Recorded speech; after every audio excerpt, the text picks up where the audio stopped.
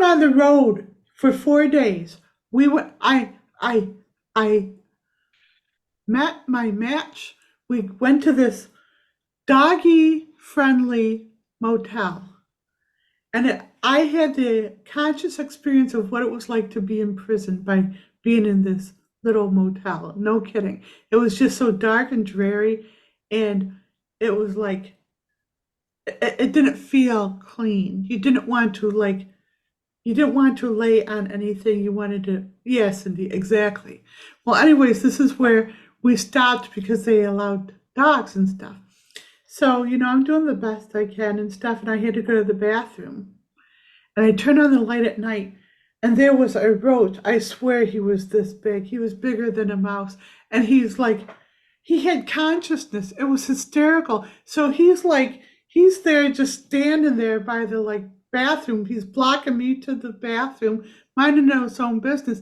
I screamed like I was being murdered, of course. And this poor little roach, it was like, I'm afraid of him, but I'm also aware that I just scared the bejesus out of this roach, and he just got paralyzed in my Babies, you scared scream. the bejesus out of all of the guests in this motel. Every one of I this is in swear the they middle of the all night. thought there was a murder. All the This lights was went the on.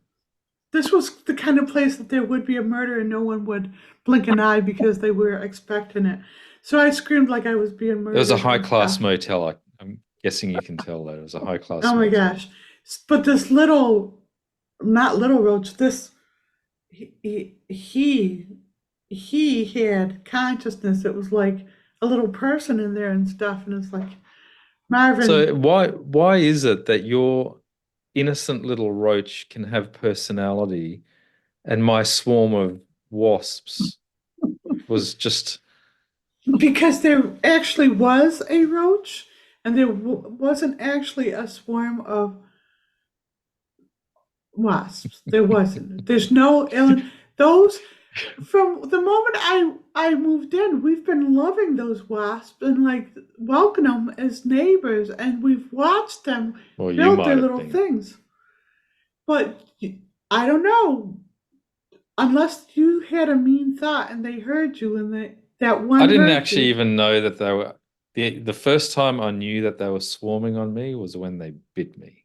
That they I were was minding my own business. they were not swarming on you. I swear to God, there was only one, and he was an innocent. He probably bumped into you accidentally. Anyway, Anyway, so we went on a road trip for 4 days looking at this place, and it was amazing because we've never been on a honeymoon, so this was the first time we've been out on a vacation, and we had the three dogs with us, and it was just so cute how you know, they had their little bathroom runs and everything, and they. What do you want to say about our road trip, babies? um, well, ultimately we decided not to indulge in that property. It was 1,000 kilometers away, which is kind of like 600 miles away. So we did the run in one day up, and we stayed at this B&B, which you liked, Jen. Oh, Two Dog Folly! Shout out to Two Dog Folly.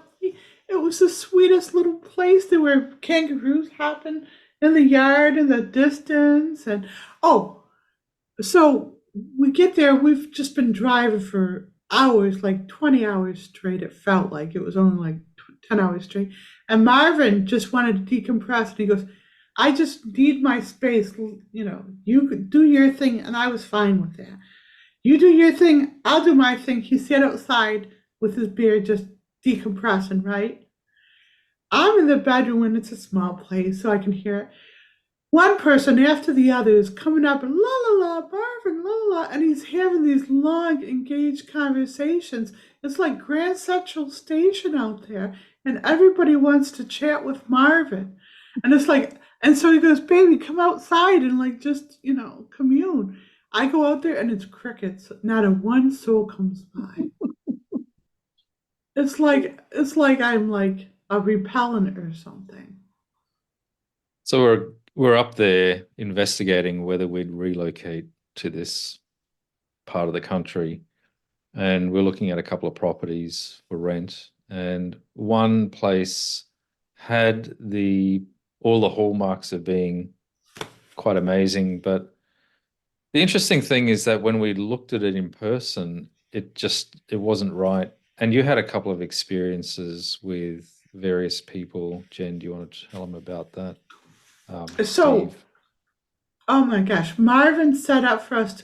There was a sound healing place really close, 2 miles away from us, right? A sound healing. We think that's wonderful.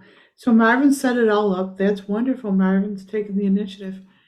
We go there, and this place is kind of magical. They have like this kind of like A-frame place there, and what looks like a Zen garden to the side, and they have like this huge yard, and it's peaceful and everything. And we go up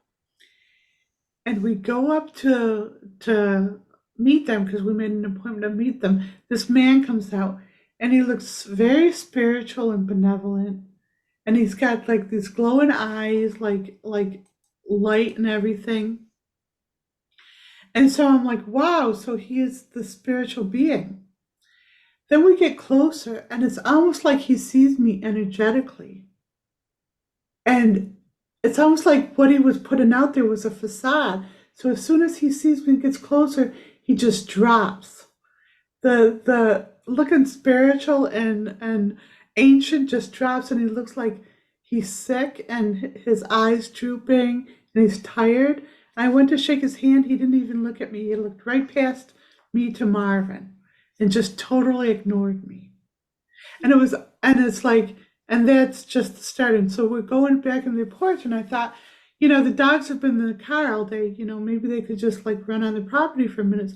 And they dismissed it. They didn't want anything to do with our dogs on the property. It was like, you know, you know, what would it have hurt? Their dogs are in the house. It wouldn't have hurt. They wanted it. And so I could see energetically that he was a shipbuilder, and he had built all this stuff, and he was so proud of it. And she was doing sound healing. And they were working together, and they were the only thing in the area that was considered spiritual, and they were doing retreats. And then I could see how he was being drained by the property, and something in the property was just pulling his energy right into the ground. And I started to I was going to help him with that. I thought, okay, maybe I'm here to help release it. As soon as I just started to talk to him, he shut me right down. That's your opinion. None of your business. And he was really kind of rude. And then the wife or whatever, she goes, he has been very sick. He's been dealing with a lot of sick things. And she was willing to let me help him. But then she took his cue and said, oh no, we've had other people want to help us. We don't go for that, whatever. And it's like, okay. And so energetically, I needed to leave because he wanted me gone. He just didn't want me there. It's almost like he saw that I called him energetically on his bullshit, like he was just playing this role of spiritual, and I was actually the real deal, and I could see that he was just acting and he didn't like it. So I was off to the car, and I couldn't get Marvin to the car fast enough. The woman was fine. She did sound healing. She wasn't doing deep healing. I don't rate her that highly. I didn't get a sense that she was, right. Amazing yeah. She was a healer in the sense that listening to sound is pretty and relaxing. That's right. It. And okay. That's all. So energetically, we left, and this man and me had this energetic fight for a while. Like he was attacking me and saying, get out of here, whatever. This is my place, whatever. And energetically, I'm saying, fuck you, I'm gone. Fuck you, I won't help you. Fuck you. And so Marvin's dealing with me. He knows that I'm annoyed, and I'm not annoyed. By the way, we're in the car with 3 dogs, so it's not as if you can get away from the situation, right? but I have to address this guy because he's still like, trying to cling on and having a pissing contest with me.